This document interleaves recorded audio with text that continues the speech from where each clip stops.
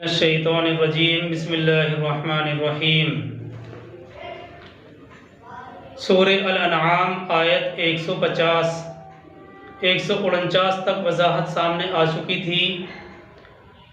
اس وقت آپ کے سامنے 150 آیت نمبر ہے۔ اللہ تعالیٰ فرماتے ہیں قُلْ هَلُمَّ شُهَدَاءَكُمُ الَّذِينَ يَشْهَدُونَ أَنَّ اللَّهَ حَرَّمَ هَذَا قُلْ هَلُمَّ شُهَدَاءَكُمُ الَّذِينَ يَشْهَدُونَ أَنَّ اللَّهَ حَرَّمَ هَذَا۔ اے نبی صلی اللہ علیہ وسلم آپ کہہ دیجئے ذرا لاؤ تو صحیح اپنے وہ گواہ جو یہ گواہی دے سکیں کہ اللہ نے ان چیزوں کو حرام کیا ہے۔ اے نبی صلی اللہ علیہ وسلم آپ کہہ دیجئے ذرا لاؤ تو صحیح اپنے وہ گواہ جو یہ گواہی دے سکیں کہ اللہ نے ان چیزوں کو حرام کیا ہے۔ یعنی کیا تمہارے پاس کوئی علمی کتاب یا علمی سند موجود ہے جسے تم اپنے موقف میں بطور گواہ کے پیش کر سکو؟ اگر اس طرح کی کوئی مضبوط دلیل ہے تو اسے ہمارے سامنے پیش کرو۔ آگے اللہ تعالیٰ اسی آیت میں فرماتے ہیں فَإِن شَهِدُوا فَلَا تَشْهَدْ مَعَهُمْ، پس اگر یہ لوگ گواہی دے بھی دیں تو آپ ان کے ساتھ گواہی مت دیجیے۔ فَإِن شَهِدُوا فَلَا تَشْهَدْ مَعَهُمْ، پس اگر یہ لوگ گواہی دے بھی دیں تو آپ ان کے ساتھ گواہی مت دیجیے۔ یعنی بسا اوقات ایسا ہوتا ہے کہ اپنی بات منوانے کے لیے زدہ زدی کوئی دلیل پیش کر دیتے ہیں، تو یہ کوئی دلیل بھی دیں تو آپ ان کی گواہی میں شریک نہ ہوں کیونکہ ان کے پاس کوئی ٹھوس دلیل ہے ہی نہیں۔ آگے اللہ تعالیٰ فرماتے ہیں وَلَا تَتَّبِعْ أَهْوَاءَ الَّذِينَ كَذَّبُوا بِآيَاتِنَا، اور مت پیروی کیجیے ان لوگوں کی خواہشات کی جنہوں نے ہماری آیات کو جھٹلا دیا۔ وَالَّذِينَ لَا يُؤْمِنُونَ بِالْآخِرَةِ وَهُمْ بِرَبِّهِمْ يَعْدِلُونَ، اور جو آخرت پر ایمان نہیں رکھتے اور وہ وہی ہیں جو دوسروں کو اپنے رب کے برابر ٹھہراتے رہے ہیں، اپنے رب کے برابر ٹھہراتے ہیں۔ وَلَا تَتَّبِعْ أَهْوَاءَ الَّذِينَ كَذَّبُوا بِآيَاتِنَا، اللہ تعالیٰ فرماتے ہیں نبی پاک علیہ السلام کو مخاطب کر کے کہ مت پیروی کیجیے ان لوگوں کی خواہشات کی جنہوں نے ہماری آیات کو جھٹلایا، اور وَالَّذِينَ لَا يُؤْمِنُونَ بِالْآخِرَةِ وَهُمْ بِرَبِّهِمْ يَعْدِلُونَ، اور جو آخرت پر ایمان نہیں رکھتے اور وہ وہی ہیں جو دوسروں کو اپنے رب کے برابر ٹھہراتے ہیں۔ دیکھیے بظاہر نبی پاک علیہ السلام مخاطب ہیں، لیکن نبی پاک علیہ السلام کے ذریعے سے ہم سب کو یہ تعلیم دینا مقصد ہے۔ یہ مضمون ماقبل میں گزر چکا ہے، مزید وضاحت کی ضرورت نہیں ہے۔ دیکھیے سورہ الانعام یہ چل رہی ہے اور یہ ہم آیت 150 پر ہیں۔ جب ہم نے سورہ الانعام کو شروع کیا تھا تو اس کی پہلی آیت ثم الذین کفروا بربہم یعدلون کے الفاظ پر ختم ہوئی تھی۔ ثم الذین کفروا بربہم یعدلون، یعنی پہلی آیت یعدلون کے لفظ پر ختم ہوئی تھی، اور اب یہ آیت بھی وہم بربہم یعدلون لفظ یعدلون پر ختم ہو رہی ہے۔ ان الفاظ کو مکرر لانے میں اس بات کی طرف اشارہ ہو سکتا ہے، مفسرین کہتے ہیں کہ منکرین آخرت کی ذرا دلیری تو دیکھو، ان لوگوں کی یعنی جو لوگ آخرت کا انکار کر رہے ہیں ان کی ہمت تو دیکھو، ان کی دلیری تو دیکھو کہ یہ لوگ اتنا کچھ سننے کے بعد بھی بدستور شرک پر اڑے ہوئے ہیں اور جس کو چاہتے ہیں اللہ کا شریک ٹھہرا دیتے ہیں۔ انہیں اللہ کے دربار میں حاضر ہونے کا ذرا بھی خوف محسوس نہیں ہو رہا ہے۔ تو یہ لوگ مکرر الفاظ لانے کے باوجود جو لوگ منکرین آخرت ہیں، قرآن بار بار سمجھا رہا ہے، مکرر الفاظ اس بات کو سمجھانے کے لیے بیان کیے جا رہے ہیں، اس کے باوجود ذرا ان کی دلیری تو دیکھیے کہ یہ لوگ اتنا کچھ سننے کے بعد بھی بدستور اپنے شرک پر اڑے ہوئے ہیں، اور جس کو چاہتے ہیں اللہ کا شریک ٹھہرا دیتے ہیں، اور اس شریک ٹھہرانے میں ذرا بھی جھجکتے نہیں ہیں۔ انہیں اللہ کے دربار میں حاضر ہونے کا ذرہ برابر بھی خوف محسوس نہیں ہو رہا ہے۔ تو اللہ سبحانہ و تعالی یہی بیان فرماتے ہیں، والذین لا یؤمنون بالآخرۃ وہم بربہم یعدلون، اور جو لوگ آخرت پر ایمان نہیں رکھتے اور وہ وہی ہیں جو دوسروں کو اپنے رب کے برابر ٹھہراتے ہیں، اپنے رب کا شریک ٹھہراتے ہیں۔ آگے چلتے ہیں اسی سورہ کی آیت نمبر 151 کی طرف۔ اللہ تعالیٰ فرماتے ہیں، قُلْ تَعَالَوْا أَتْلُ مَا حَرَّمَ رَبُّكُمْ عَلَيْكُمْ قُلْ تَعَالَوْا أَتْلُ مَا حَرَّمَ رَبُّكُمْ عَلَيْكُمْ، اے نبی صلی اللہ علیہ وسلم آپ کہہ دیجئے، آؤ میں تمہیں سناؤں کہ تمہارے رب نے تم پر کیا چیز حرام کی ہے۔ اے نبی صلی اللہ علیہ وسلم آپ ان سے کہہ دیجئے، ان کو بتلا دیجئے کہ ذرا آؤ میں تمہیں سناتا ہوں، میں تمہیں بتلاتا ہوں کہ تمہارے رب نے تم پر کیا چیزیں حرام کی ہیں۔ یعنی تم لوگ جب چاہتے ہو کسی جانور کو حرام کر دیتے ہو، اور کسی جانور کو قابل احترام بنا دیتے ہو، بکری کو قابل احترام سمجھ لیتے ہو، اونٹ کو قابل احترام سمجھ لیتے ہو، اور مزید یہ کہ اپنی ان خرافات کو اللہ کی طرف منسوب بھی کر دیتے ہو۔ آؤ میں تمہیں واضح طور پر بتلا دوں کہ اللہ سبحانہ و تعالیٰ نے اصل میں کن چیزوں کو محترم بنایا ہے، اور اس بارے میں کیا حدود اور قیود رکھی ہیں، حدود اور قیود مقرر کی ہیں۔ یہ مضمون جو اب ذکر کیا جا رہا ہے سورہ بنی اسرائیل میں، اس سے زیادہ تفصیل کے ساتھ آیا ہے، اور وہاں ان احکام کی تفصیل میں پورے کے پورے 2 رکوع نازل ہوئے ہیں۔ اسی طرح ایک طرح سے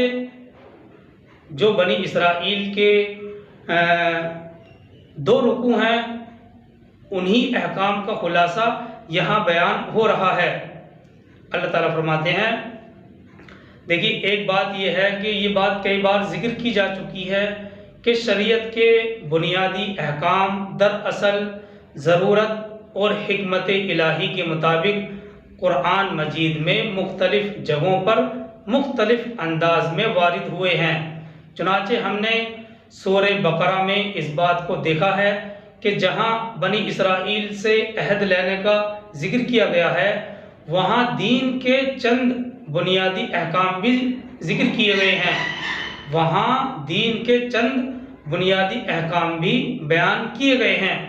اور پھر اسی طرح شرعی احکام کی کچھ تفصیل ہمیں سورہ نساء میں بھی ملتی ہے۔ اس کے بعد کچھ احکام یہاں سورہ بنی اسرائیل کے 3 اور 4 رکوع میں آئے ہیں، اور یہاں اس آیت 151 میں بھی ہیں۔ تو آگے اسی آیت میں اللہ سبحانہ و تعالیٰ فرماتے ہیں ان احکامات کو ذکر کرتے ہوئے، اللہ تشرکوا بہ شیئا وبالوالدین احسانا، یہ کہ کسی شے کو اس کا شریک نہ ٹھہراؤ اور والدین کے ساتھ حسن سلوک کرو، وبالوالدین احسانا، اللہ تشرکوا بہ شیئا، یہ کہ کسی شے کو اس کا یعنی اللہ سبحانہ و تعالیٰ کا شریک نہ ٹھہراؤ، اور والدین کے ساتھ وبالوالدین احسانا، والدین کے ساتھ حسن سلوک کرو۔ دیکھیے تفسیر ابن کثیر نے اس آیت کے تحت یہ بات نقل کی ہے کہ حضرت ابن مسعود رضی اللہ عنہ سے مروی ہے کہ جو نبی صلی اللہ علیہ وسلم کی آخری وصیت کو دیکھنا اور پڑھنا چاہے وہ ان آیتوں کو پڑھ لے۔ یعنی سب سے پہلے تو اللہ سبحانہ و تعالیٰ نے اپنے ساتھ شرک کو حرام ٹھہرایا ہے، دوسرے نمبر پر والدین کے حقوق کو والدین کے حقوق میں کوتاہی کو حرام کیا ہے۔ جی ہاں، قرآن مجید میں اب تک یہ سورہ الانعام کی آیت نمبر 151 چل رہی ہے، اور جب سے ہم نے شروع کیا ہے، شروع سے لے کر قرآن مجید میں اب تک یہ تیسری جگہ اور تیسرا مقام ہے جہاں حقوق اللہ کے بعد، حقوق اللہ کے فوراً بعد، اللہ کے حقوق کے فوراً بعد والدین کا حقوق کا ذکر کیا گیا ہے۔ جی ہاں، یہ تیسری جگہ اور تیسرا مقام ہے جہاں اللہ کے حقوق کو بیان کرنے کے فوراً بعد والدین کے حقوق کو ذکر کیا ہے۔ اس سے پہلے سورہ بقرہ آیت نمبر 83 میں اور اسی طرح سورہ نساء کی آیت 36 میں والدین کے حقوق کا ذکر اللہ کے حقوق کے فوراً بعد کیا گیا ہے۔ تو کل ملا کے 3 مقامات اب تک ہو چکے ہیں جہاں پر اللہ کے حقوق کو بیان کرنے کے فوراً بعد والدین کے ساتھ حسن سلوک کا ذکر کیا گیا ہے۔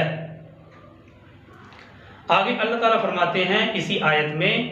وَلَا تَقْتُلُوا أَوْلَادَكُمْ مِنْ إِمْلَاقٍ، اور اپنی اولاد کو قتل نہ کرو تنگ دستی کے ڈر سے، نَحْنُ نَرْزُقُكُمْ وَإِيَّاهُمْ، ہم تمہیں بھی رزق دیتے ہیں اور انہیں بھی، نَحْنُ نَرْزُقُكُمْ، ہم تمہیں بھی رزق دیتے ہیں اور ان کو بھی رزق دیتے ہیں،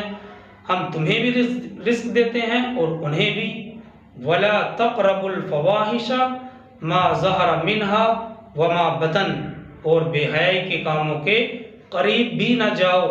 کرنا تو بہت دور کی بات ہے۔ وَلَا تَقْرَبُوا الْفَوَاحِشَ مَا ظَهَرَ مِنْهَا وَمَا بَطَنَ، آگے اسی آیت کے احکامات میں سے ہے، اور بے حیائی کے قریب بھی نہ جاؤ، چاہے وہ ظاہر ہو یا خفیہ ہو۔ آیت کے اس جملے کے اندر یعنی وَلَا تَقْرَبُوا الْفَوَاحِشَ مَا ظَهَرَ مِنْهَا وَمَا بَطَنَ، فواحش، اس جملے کے اندر فواحش کا لفظ استعمال کیا گیا ہے۔ فواحش کا استعمال ان تمام کاموں پر ہوتا ہے جن کی برائی بالکل ظاہر ہو، جن کی برائی بالکل واضح ہو، یعنی انسانی فطرت خود ان کی برائی پر متفق ہو۔ جی ہاں، قرآن مجید نے زنا، قوم لوط والا عمل، ننگاپن، جھوٹی تہمت لگانا اور باپ کی منکوحہ سے نکاح کرنے کو فحش کہا ہے۔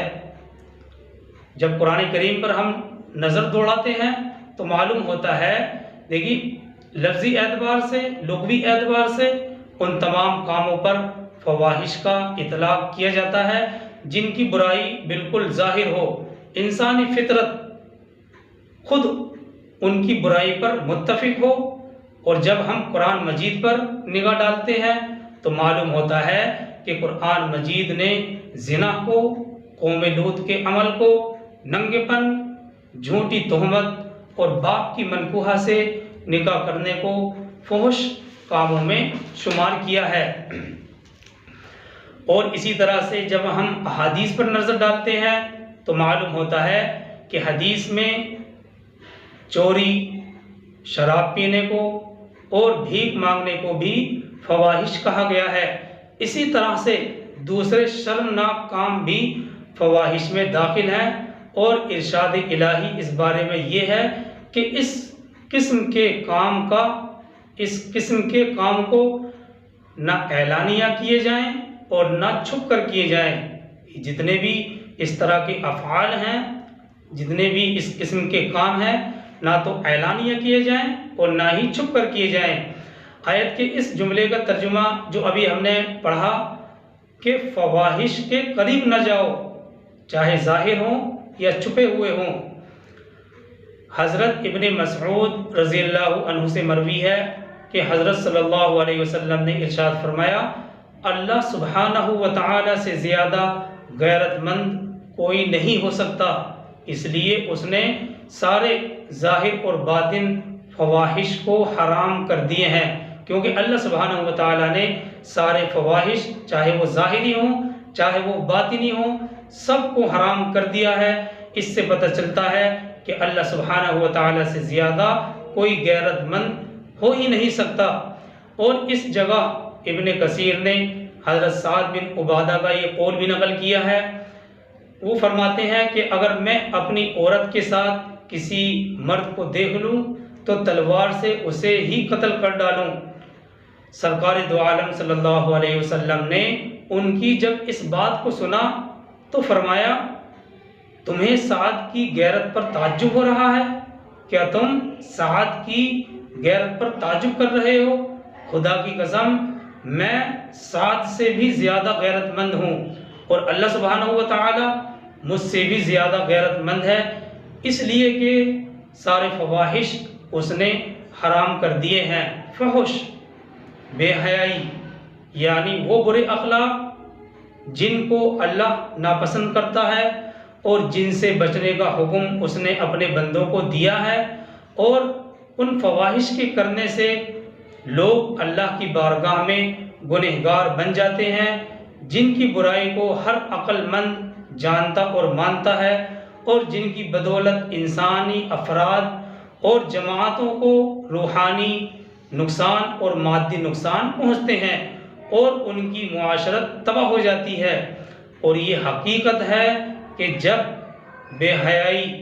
کسی قوم میں پیدا ہو جاتی ہے تو وہ پوری قوم کی تباہ اور بربادی کا سبب بن جاتی ہے۔ جی ہاں، جب بے حیائی کسی قوم میں پیدا ہو جاتی ہے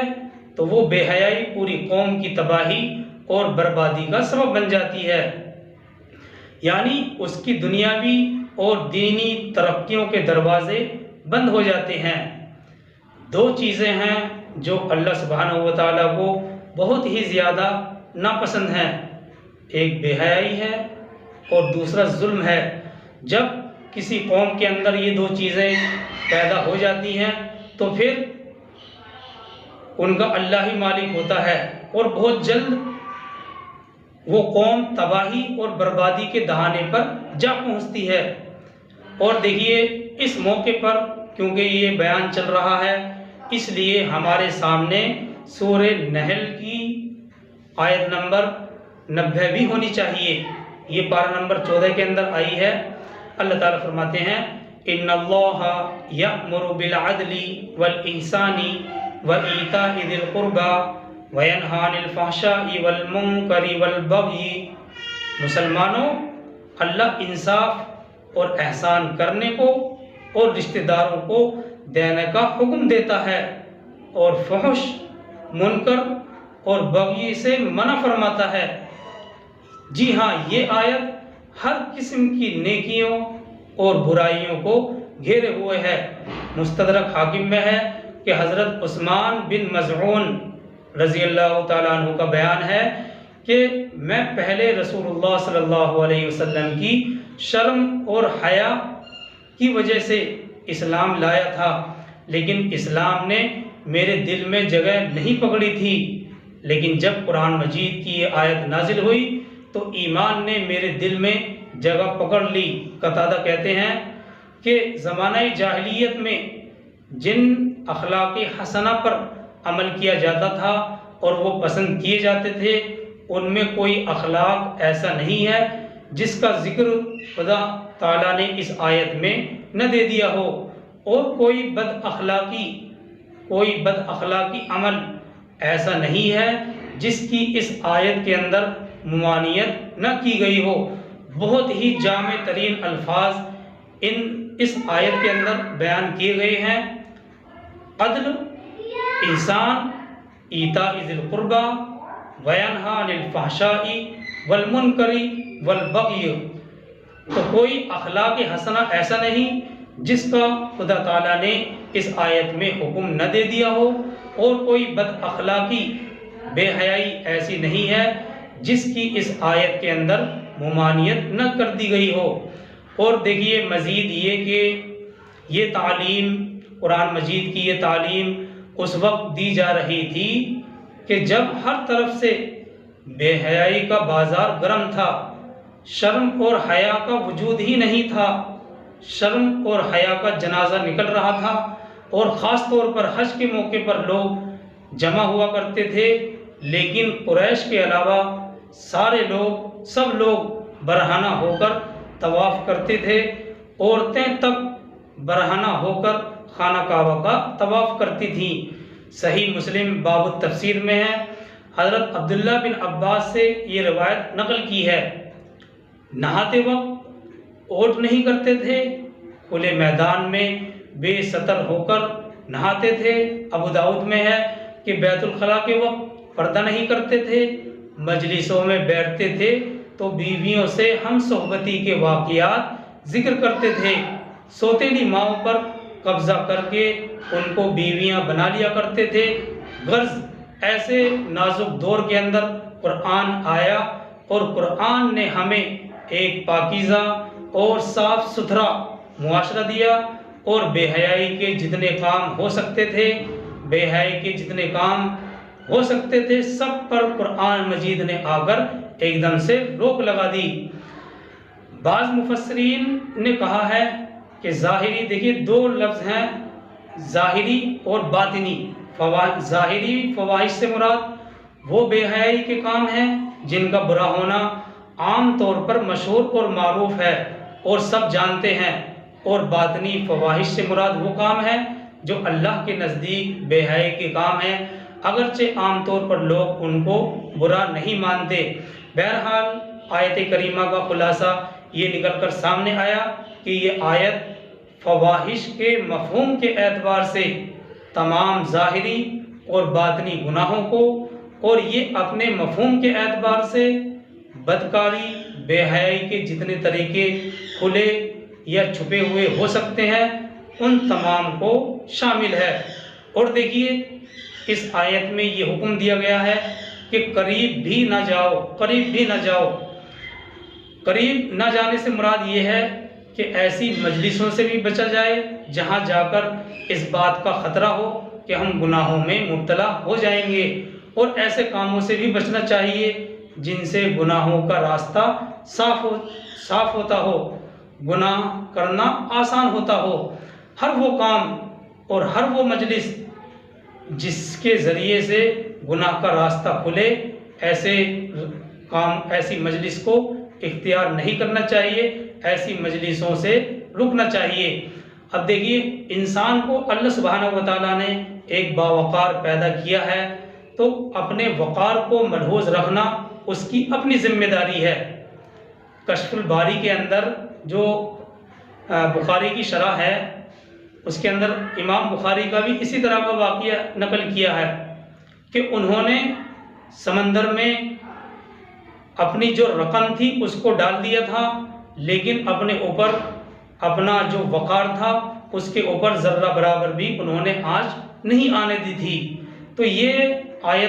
آیتیں ہمارے سامنے ہیں، ان سے یہی بات معلوم ہوتی ہے کہ فواحش کے، بے حیائی، بری باتوں کے ہم قریب بھی نہ جائیں، اور ایسی مجلسوں سے بھی